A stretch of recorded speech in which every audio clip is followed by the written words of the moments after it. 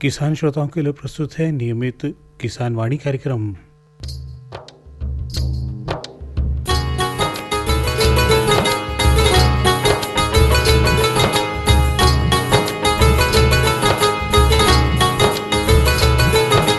खेत और खलिहानों की सुनो कहानी, सुनो कहानी। खेत और खलिहानों की सुनो कहानी, सुनो कहानी। किसान वाणी, किसान वाणी, किसान वाणी, किसान वाणी, किसान वाणी, किसान वाणी, किसान वाणी, किसान वाणी। इस कार्यक्रम के प्रायोजक कृषि एवं किसान कल्याण मंत्रालय, भारत सरकार। हर जोखिम से निकल कर फसल आए, सुरक्षित हो जाए। फसल बीमा से हर किसान अब आत्मनिर्भर हो जाए। संकट के समय प्रधानमंत्री फसल बीमा योजना किसानों के लिए वरदान है। अब सूखा पड़े या बाढ़ आ जाए, कोई डर नहीं। अब ओले पड़े या कीट पतंगे फसल खा जाए, कोई फिक्र नहीं, क्योंकि हमने लिया है प्रधानमंत्री फसल बीमा। बुआई से फसल कटाई तक हर जोखिम का दावा, न्यूनतम प्रीमियम पर अधिकतम भुगतान का वादा। योजना से हर साल जुड़ रहे हैं 5 करोड़ से ज्यादा किसान। अब आपकी है बारी। नजदीकी कृषि कार्यालय, सहकारी समिति, बैंक शाखा, अधिकृत बीमा कंपनी या जन सेवा केंद्र में स्वेच्छा से करा सकते हैं पंजीकरण। फसल बीमा पोर्टल या फसल बीमा ऐप द्वारा भी कराया जा सकता है पंजीकरण। प्रधानमंत्री फसल बीमा योजना, आपकी फसलों का संपूर्ण सुरक्षा कवच। कृषि एवं किसान कल्याण मंत्रालय, भारत सरकार। किसान वाणी कार्यक्रम सुनने वाला सभी भाई बहनों होनी, आज का इना कार्यक्रम में आपका साथ छे आपको भाई देवेश, तो स्वीकार करूँ हमारी राम राम। भाई न बहन होनी, कार्यक्रम की शुरुआत में आज को खेती किसानी का कामकाज से जुड़े प्रश्न कई छे वो आपसे करी लेवा। तो प्रश्न छे, शीतकालीन मौसम में मृगबहार से अमरूद की अच्छी पैदावार लेना कर लेना बगीचा की जुताई कब करनी चाहिए, न एक असी काई लाभ होवज। प्रश्न एक बार फिर सुनी लो। शीतकालीन मौसम में मृगबहार से अमरूद की अच्छी पैदावार लेना कर लेना बगीचा की जुताई कब करनी चाहिए, न एक असी काई लाभ होवज। आप इना प्रश्नों को उत्तर सोची कर रखजो, न इना कार्यक्रम का सुनी का जरूर आनंद लीजो। न आओ अब हम कुछ शुरुआत करा। भाई बहन होनी, हमारो देश बहुआयामी संस्कृति रीति रिवाज का मानने वालों देश है।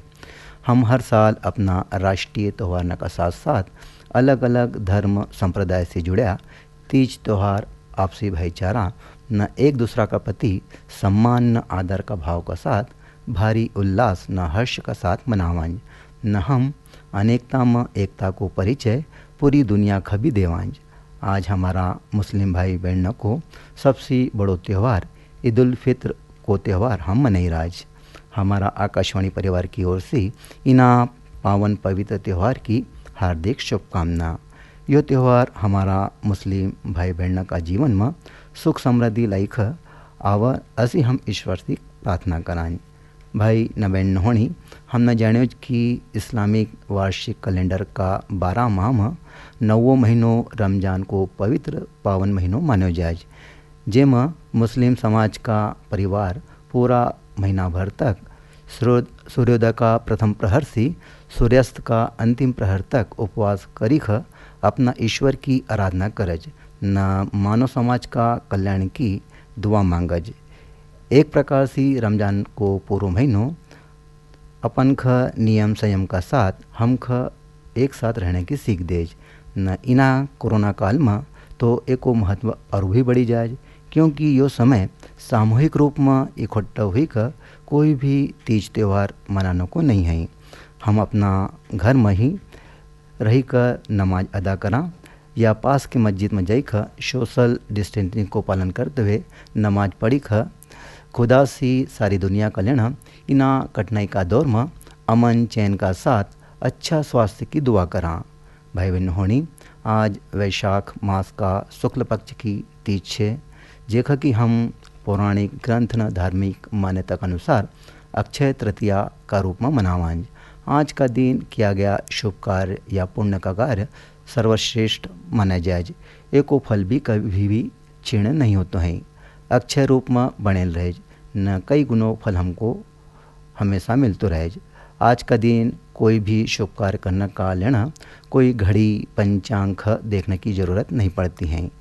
एकाकरण अक्षय तृतीया का दिन अधिक लगन सराय का साथ सामूहिक विवाह का आयोजन भी किया जाए, किंतु पिछला साल की तरह इस साल भी कोरोना का संक्रमण की तीव्रता का देखते हुए शासन प्रशासन द्वारा एक की अनुमति किसी भी समाज का भाई बंधु न नहीं दी है। सभी लगन सराय बहुत ही छोटा रूप में शासन की गाइडलाइन के अनुसार करने की इजाज़त दी, ताकि मास्क की अनिवार्यता, सोशल डिस्टेंसिंग, हाथ नख बार बार साफ करने की निगरानी व्यक्ति स्वयं का द्वारा करी साथ परिवार का हर लोग नसी हम अपेक्षित भी करी सका। भाई बहनों, हमारी धार्मिक मान्यता के अनुसार भगवान विष्णु को छठवां अवतार माना जाने वाला भगवान परशुराम जी को जन्म भी आज अक्षय तृतीया का दिन हुए थो। ब्राह्मण समाज का भाई बंधु परशुराम जी की जयंती भी आज मनावज न उनकी पूजा अर्चना भी करज। राजा भागीरथ जी का द्वारा हजारों साल तक कठिन तप करी माँ गंगा स्वर्ग सी धरती पर अवतरित होने की जो आराधना थी वो आज पूरी हुई थी, ताकि अक्षय तृतीया का दिन मनुष्य पवित्र गंगा जी में स्नान करी सारा पाप नसी मुक्त हुई सका। महर्षि वेदव्यास जी द्वारा महापुराण महाभारत की रचना लिखने की जो शुरुआत है वो आज का दिन से ही की थी।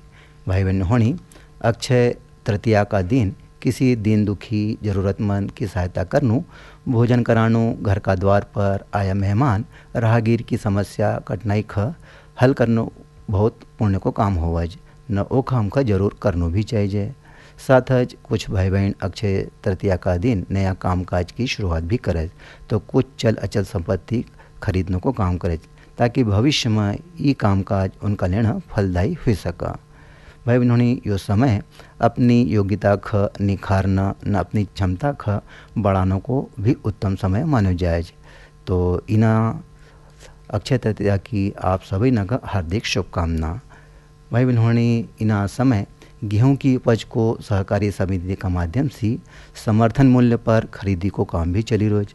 हमारा कुछ भाई इना कोरोना काल में अपनी उपज बेचने से आशंकित छे। उनका मन में उठा प्रश्न का समाधान कर लेना आओ सुना ई भेंट वार्ता, जो को विषय छे कोरोना काल में मंडी भाव से उपार्जन कार्य। इना विषय पर श्री जे.के. चौधरी से बात करी रही बहन प्रणीता जैन। तो सुना ई भेंट वार्ता। किसान भाइयों राम राम। किसान भाइयों, आज इस कार्यक्रम में हमारे साथ उपस्थित हैं खंडवा कृषि उपज मंडी में मंडी सचिव के पद पर कार्यरत श्री जे.के. चौधरी जी। चौधरी जी, आपका कार्यक्रम में स्वागत है। राम राम। धन्यवाद। चौधरी जी, सबसे पहले मैं आपसे जानना चाहूंगी कि कोरोना का समय चल रहा है, इसलिए सारी कृषि उपज मंडियां भी बंद हैं। तो यदि हमारे किसान भाइयों को अपनी कृषि उपज कहीं बेचना हो या फिर व्यापारियों को यदि कृषि उपज खरीदना हो, तो उसके लिए उन्हें क्या कार्य करना पड़ेगा, उन्हें कहाँ जाना पड़ेगा? देखिए मैडम, ऐसा है, इस समय रबी फसल का सीजन है, इस समय गेहूं चना जाना आता है। इसके उपार्जन के लिए शासन ने जिले में 78 गेहूं की खरीदी केंद्र खोले हुए हैं और 21 खोले हुए चने के खरीदी केंद्र। इन पर किसान भाई अपनी उपज बेच सकते हैं और बेच भी रहे हैं काफी तादाद में। आपने देखा होगा जगह जगह खरीदी केंद्र है, टाली लगी है, किसान भाई अपना माल वहाँ बेच सकते हैं और 3 दिन में उनका पेमेंट ऑनलाइन हो जाता है शासन से। यदि कोई किसान भाई मान लो इससे हटके उसके यहाँ सोयाबीन है या मसूर है या मक्का है वो बेचना चाहे, तो हमारे कोई भी व्यापारी से वो संपर्क कर सकता है। जिस मंडी का लाइसेंसी व्यापारी है वो मोबाइल ऐप पर शासन ने एक सुविधा की है, मोबाइल ऐप पर उसको सौदा पत्रक बन जाएगा, व्यापारी स्वयं बना लेगा, उनके दोनों के भाव आपस में तय हो जाएंगे, वो भाव उस पर दिख जाएंगे और मोबाइल ऐप पे उसका पूरा भाव सबमिट कर देगा और वो है मैसेज किसान के खाते में पहुंच जाएगा। किसान अगर उससे सहमत होगा उस भाव से तो उसको अपनी उपज दे देगा। उसको मंडी में आने की आवश्यकता नहीं है, वो अपने घर बैठे उपज बेच सकता है और लोग बेच भी रहे हैं। हमारे यहाँ के जो व्यापारी हैं, मैं बार बार ये जरूर कहूंगा, जो मंडी के व्यापारी लाइसेंसी हैं, किसान भाई जानते भी हैं, किसान संघ वाले सभी जानते हैं, किसान संघ वालों से निरंतर मेरा संपर्क बना रहता है। इसके बाद अगर कोई प्रॉब्लम हो तो मेरा एक नंबर है, उनसे आप भी बता सकते हैं कि इस पर मेरे संपर्क कर सकते हैं। जी चौधरी जी, आपने जैसा भी कहा कि व्यापारी और किसान दोनों ही ऐप के माध्यम से संपर्क कर सकते हैं, तो कृपया आप हमें इस ऐप के बारे में पूर्ण जानकारी दीजिए। इसको सौदा पत्रक ऐप बोला जाता है। जो व्यापारी हमारे यहाँ पंजीकृत है, जो लाइसेंसी है, वो अपने मोबाइल पे इसको डाउनलोड करेगा और उसके पास चूंकि यूजर आईडी और पासवर्ड वगैरह सब रहता है, और वो जो किसान उससे संपर्क करेगा तो किसान की मोबाइल नंबर पे वो संपर्क कर लेगा। किसान को संपर्क करना पड़ेगा पहले व्यापारी से, या व्यापारी कर लेगा, क्योंकि व्यापारी को मालूम पड़ जाता है कि कौन सा किसान अपनी उपज बेचना चाहता है, गाँव उनका नेटवर्क रहता है। तो यह ऐप की सुविधा व्यापारी को है, पर इसमें यह जरूर है कि मैं किसान भाइयों से अनुरोध करूंगा कि वो पेमेंट नगद ले। वैसे इसमें ऑनलाइन की सुविधा भी है, तो अनेक बार ऑनलाइन में परेशानी आती है, और चूंकि यहाँ पे नगद का प्रचलन है, 2 लाख रुपए तक का नगद का प्रावधान है और व्यापारी दे भी रहे हैं, तो किसान भाई उसको नकद बेचते हुए अपनी उपज बेच सकते हैं। और जैसे ही संक्रमण कम होगा हम लोग मंडी चालू करेंगे, क्योंकि किसान भी चाहता है कि हमारी उपज की खुली बोली लगे, अधिकतम व्यापारी एक साथ बोली लगाएं, उनको कंपटीशन में अच्छा भाव मिले। पर चूंकि इस समय संक्रमण काफी तेजी से फैल रहा है, जैसे शासन की मंशानुसार सभी मंडियां इस समय बंद हैं। इसी तारतम्य में अपनी खंडवा मंडी बंद है, खंडवा जिले की सभी मंडियां बंद हैं। जी, जैसा कि आपने अभी बताया कि जो पंजीकृत व्यापारी हैं या किसान वर्ग हैं, तो अब जैसे समय बदल गया है, कुछ व्यापारी जो थे वो अपना ये काम छोड़ चुके हैं व्यापार का और वो अलग कामों में लग गए हैं, और कुछ नए व्यापारी अब आए हैं जो इस तरह का कार्य करना चाहते हैं, अनाज का सौदा करना चाहते हैं। तो ऐसे नए व्यापारी आपसे कैसे अपना पंजीकरण करवा सकते हैं? वो एमपी ऑनलाइन पे जाएंगे, मंडी बोर्ड की साइट खोलेंगे, उसमें लाइसेंस का ऑप्शन रहता है, वो लाइसेंस के लिए ऑनलाइन आवेदन कर सकते हैं। मतलब ऑनलाइन आवेदन ही रह गया, मैनुअल तो खत्म हो चुका है। ऑनलाइन आवेदन करेंगे, उसको जो फॉर्मेलिटी उसमें दिखती हैं वो पूरी कर दें, उनको हम तुरंत लाइसेंस इश्यू कर देते हैं, और वो मंडी के टैक्स वगैरह भी ऑनलाइन जमा कर देते हैं। और जब वो किसान से का माल ले लेते हैं तो उनका जो अनुज्ञा गेट पास बनता है वो भी ऑनलाइन ही बन जाता है, और ऑनलाइन मतलब वो अपना अनुज्ञा पत्र बनवा के वाहन भी लोड कर सकते हैं।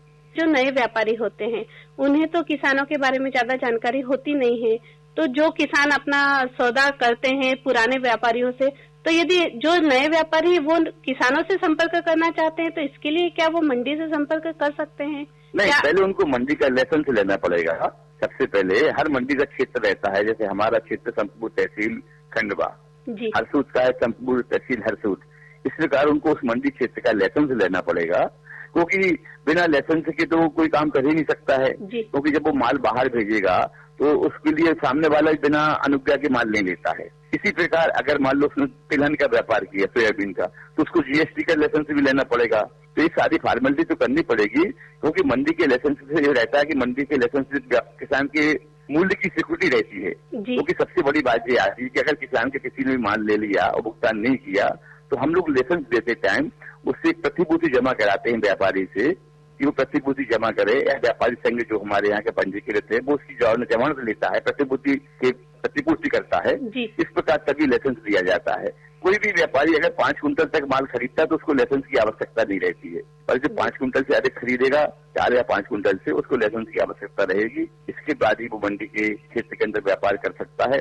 और वैसे किसान भाई चूंकि सभी जानते हैं कौन कौन व्यापारी क्या माल खरीदता है, लगभग सभी किसानों के यहाँ फोन नंबर उपलब्ध रहते हैं।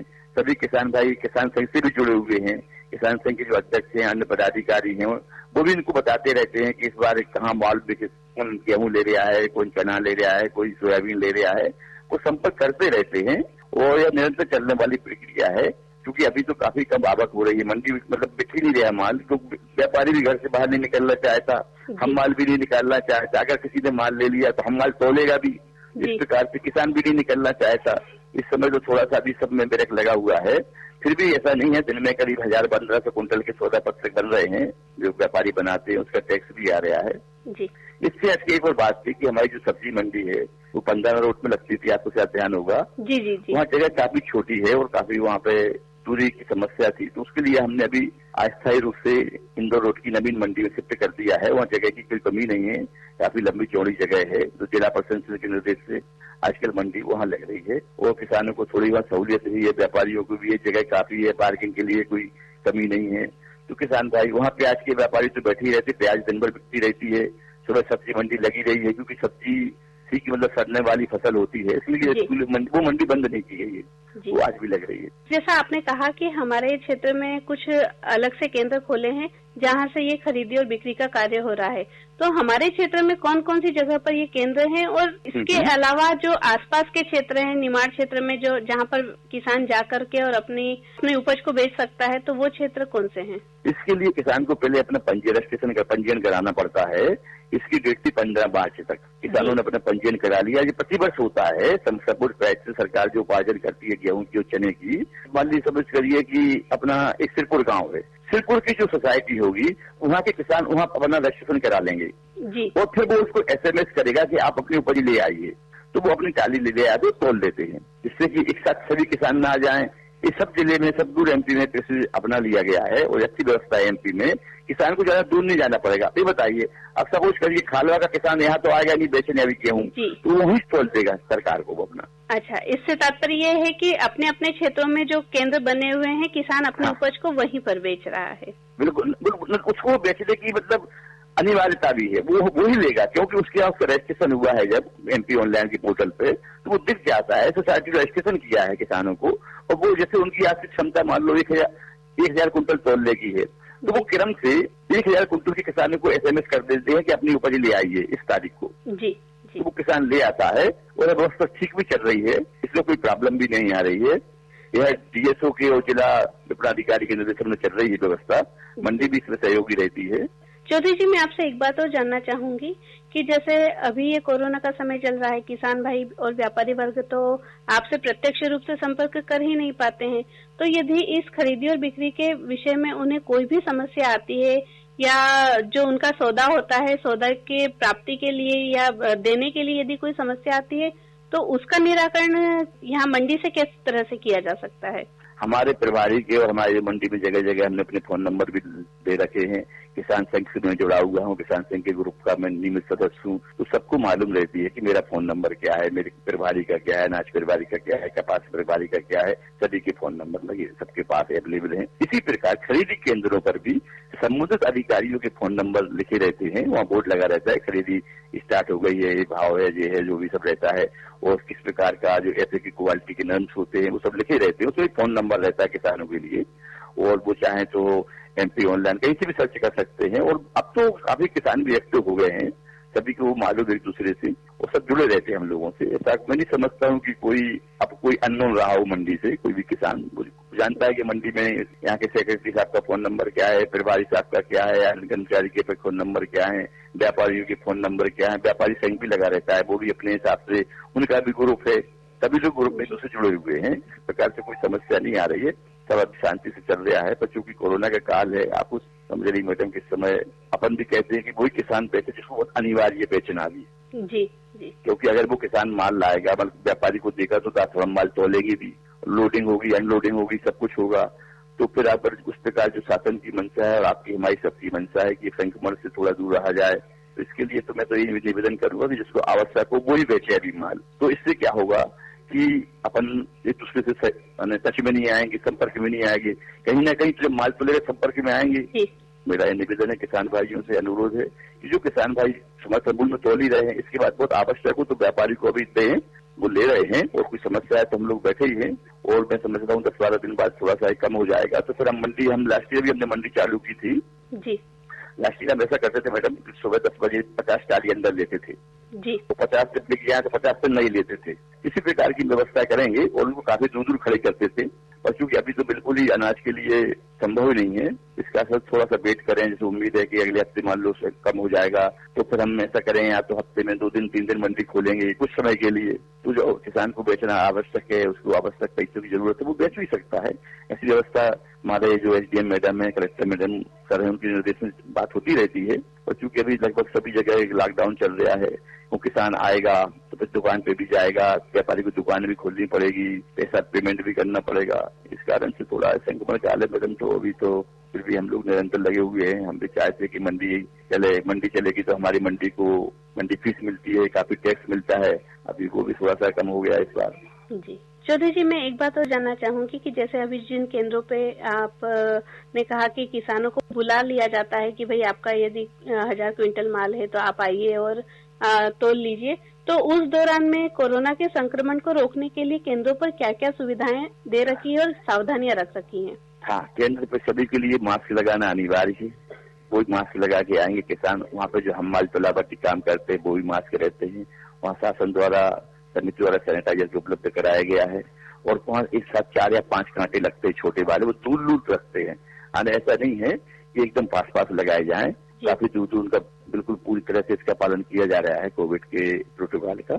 और बिल्कुल आप भी कभी देखेंगे तो इसमें काफी अभी तक ऐसा कोई केस नहीं आया कि कम से कम वहाँ से फैला हो। और वहाँ पे भी समझाइश दी जाती है कि वही किसान आए जो पूरी तरह स्वस्थ हो। वहाँ पे इस प्रकार के बोर्ड भी लगाए गए हैं। तो समझाइश भी दी जाती है किसानों को, सोसाइटी अपने माध्यम से देती है, सचिव साहब देते हैं, सरपंच साहब भी देते हैं गाँव में। किसान संघ तो बार लगा ही रहता है किसान को बोलने के लिए। किसान संघ के 5 ग्रुप है मैडम, और मैं समझता हूँ कि उनके करीब 2000 जुड़े हुए आपस में किसान हैं, उनको बताते रहते हैं। और जब उनका SMS जाता है तो मोबाइल पे आ जाता है, वो इतना ही माल बुलाते हैं कि उसमें तोल लें उसको। अगर सपोज करो कोई मान लो ऐसी बात आ गई तो उसमें बुलाते भी नहीं, शनिवार के बाद खरीदी बंद रहती है, क्योंकि जो माल तोला है उसको बाहर व्यक्ति भी तो करना है ना मैडम। बिल्कुल इसलिए भी जरूरी है, क्योंकि पानी का बीच में मौसम बन जाता है, सभी सुरक्षा करना सबकी शासन का दायित्व भी है और उसका पालन भी कर रहे हैं सभी लोग। बिल्कुल। पानी से मुझे याद आया कि जैसे हमारे किसान भाई बहुत दूर से आते हैं, तो स्वाभाविक सी बात है कि हो सकता है उनके पास पर्याप्त पीने के पानी की व्यवस्था हो या कुछ थोड़ा सा भोजन की व्यवस्था हो। यदि ऐसा ना हो पाए तो क्या केंद्रों पर उनके लिए पीने के पानी की या कोई अन्य ऐसी व्यवस्थाएं भी उपलब्ध कराई जाती है? पीने की पानी तो पर्याप्त व्यवस्था हर केंद्र पे है, अच्छी प्याऊ लगा रखी है। अब खाना तो किसान भाई चूंकि इस समय सरकार सभी के बोलते अपने घर का ही खाना खाना चाहिए, घर से लाते भी हैं। उसके बाद भी हमने देखा है खरीदी केंद्र पर वो खरीदी सुपरवाइजर वगैरह बिस्कुट वगैरह के पैकेट रखते हैं। अचानक अगर किसी को इमरजेंसी में कुछ देना पड़े तो निस्संदेह उसको बिस्कुट वगैरह दिए जाते हैं। जी, जो अभी हमारे उपार्जन केंद्र खुले हैं या आगे आपने कहा जैसा कि मंडी खुलने की संभावनाएं हो सकती हैं, तो हमारे किसान भाइयों को इस बाबत में क्या क्या सुविधाएं दी जाएंगी और क्या क्या आप उन्हें समझाइश देना चाहेंगे? सुविधाएं तो बिल्कुल हम प्रोटोकॉल के उसका पालन करेंगे, कोविड प्रोटोकॉल का पालन करेंगे। और हम एक साथ सभी किसानों को अंदर नहीं बुलाएंगे। मान लो हमारे यहाँ आज हम पहले सेक्टर में 50 ट्राली बेचती, तो 50 ट्राली बाहर गेट की हमारी काफी लंबी चौड़ा रूट है, इंदौर रोड पे काफी जगह रहती है हमारी, वहाँ खड़ी रहेंगी और उसको बेचती जाएंगी और तुलती जाएंगी।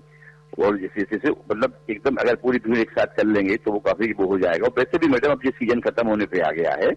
सीजन जो होता है एक्चुअल में ये मई में खत्म भी हो जाता है रबी का। अब इसके बाद आप देखेंगे जून में थोड़ी सी बारिश शुरू होगी, किसान बोनी में लग जाएगा, तो अब इतना रस नहीं रहेगा।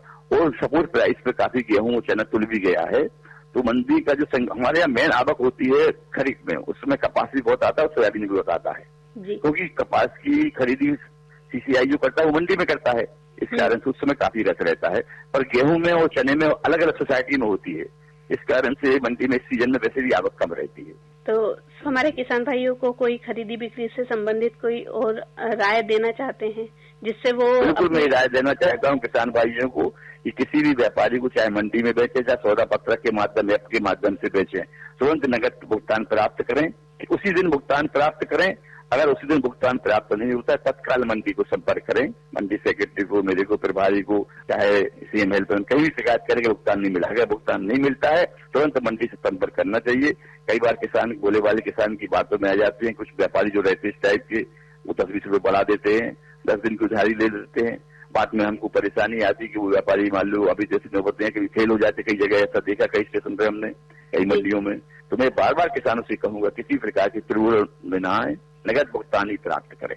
जी चौधरी जी, आप मंडी का एक जो मुख्य नंबर है जिसपे अक्सर किसान या व्यापारी संपर्क कर सकते हैं, वो एक बार हमारे किसान भाइयों को बताइए तो बहुत अच्छा रहेगा। मतलब मेरा ही नंबर लीजिए ना, 9999336787। जी, तो JK चौधरी जी, आपने मंडी के कार्यों के संबंध में और हमारे किसान भाइयों को कोरोना के संबंध में जो जानकारी दी उसके लिए आपका बहुत बहुत धन्यवाद। थैंक यू, धन्यवाद। भाई नबैन होनी, अभी हमने कोरोना काल में मंडी माध्यम से उपार्जन कार्य विषय पर ई भेंट वार्ता सुनी। इना विषय पर JK चौधरी से बात करी रही थी बहन प्रणीता जैन न। अब बारी छे आज का कृषि समाचार की। तो इना समय हमारा कुछ किसान भाई जिनका पास पर्याप्त मात्रा में सिंचाई का साधन छे वो गर्मी को कपास लगाने की तैयारी करी रहा है। तो ऐसा भाई बहना से हमारा यो कहना है कि कपास का बीज की बुआई का समय प्रति हेक्टेयर का लेना लगने वाला बीज का यदि हम 500 ग्राम एजोस्पाइरिलम न 500 ग्राम PSB-C उपचारित कराएं तो हम 20 किलोग्राम नत्रजन न 10 किलोग्राम स्फूर की बचत कर सकां। तो ये तो आज का हमारा कृषि समाचार न। अब मौसम को हल कई छे ई जानी लेवा। भाई बहनों, आज सूर्योदय सुबह 5:46 पर हो न सूर्यास्त शाम 6:54 पर।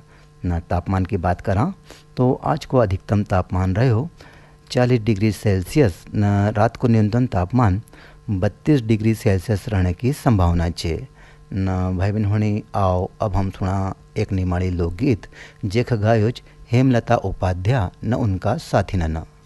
बन्ना रे तुख नजर लगगा, बन्ना रे तुख नजर लगगा, नजर लगगा तो हम कई करूँगा, नजर लगगा तो हम कई करूँगा।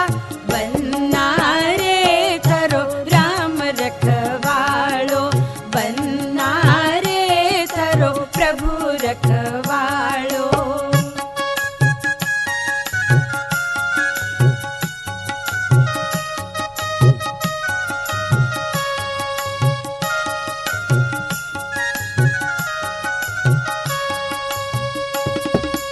आग घोड़ो पिताजी को बनना, आग घोड़ो पिताजी को बनना, पाछ रे माता रानी चलगा, माता रे लोण लईन चलगा।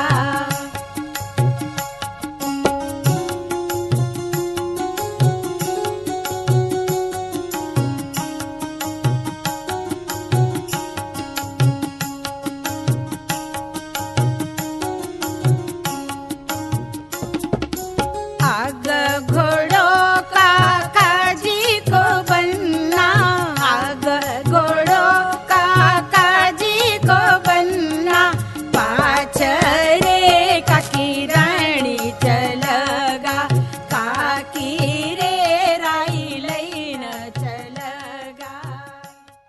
भाई बहन नोहणी अभियान हेमलता उपाध्याय न उनका साथी नो को गायो यो निमाड़ी लोकगीत सुनियो न। अब बारी छे आज का प्रश्न को उत्तर बताने की। तो हमने कार्यक्रम का शुरू में आपसे एक प्रश्न करे थो कि शीतकालीन मौसम में मृग बहार से अमरूद की अच्छी उपज लेना का लेना बगीचा या खेत की जुताई कब करनी चाहिए न एकासी का लाभ होवज। तो एक उत्तर छे अप्रैल मई का महीना में जुताई करनी चाहिए। एकासी मार्च अप्रैल में पौधा पर लगेल फूल झड़ी जाएगा न। जुलाई अगस्त में नया फूल आने से अमरूद की अच्छी उपज हमका मिलेगा। तो ये तो आज का प्रश्न को उत्तर न। अब आज का इना कार्यक्रम को समय भी पूरा ही रोज। तो अपना भाई देवेश को दे आज्ञा। राम राम। हर जोखिम से निकल कर फसल आए, सुरक्षित हो जाए, फसल बीमा से हर किसान अब आत्मनिर्भर हो जाए। संकट के समय प्रधानमंत्री फसल बीमा योजना किसानों के लिए वरदान है। अब सूखा पड़े या बाढ़ आ जाए कोई डर नहीं, अब ओले पड़े या कीट पतंगे फसल खा जाए कोई फिक्र नहीं, क्योंकि हमने लिया है प्रधानमंत्री फसल बीमा। बुआई से फसल कटाई तक हर जोखिम का दावा, न्यूनतम प्रीमियम पर अधिकतम भुगतान का वादा। योजना से हर साल जुड़ रहे हैं 5 करोड़ से ज्यादा किसान। अब आपकी है बारी। नजदीकी कृषि कार्यालय, सहकारी समिति, बैंक शाखा, अधिकृत बीमा कंपनी या जन सेवा केंद्र में स्वेच्छा से करा सकते हैं पंजीकरण। फसल बीमा पोर्टल या फसल बीमा ऐप द्वारा भी कराया जा सकता है पंजीकरण। प्रधानमंत्री फसल बीमा योजना, आपकी फसलों का संपूर्ण सुरक्षा कवच। कृषि एवं किसान कल्याण मंत्रालय, भारत सरकार। इस कार्यक्रम के प्रायोजक कृषि एवं किसान कल्याण मंत्रालय, भारत सरकार।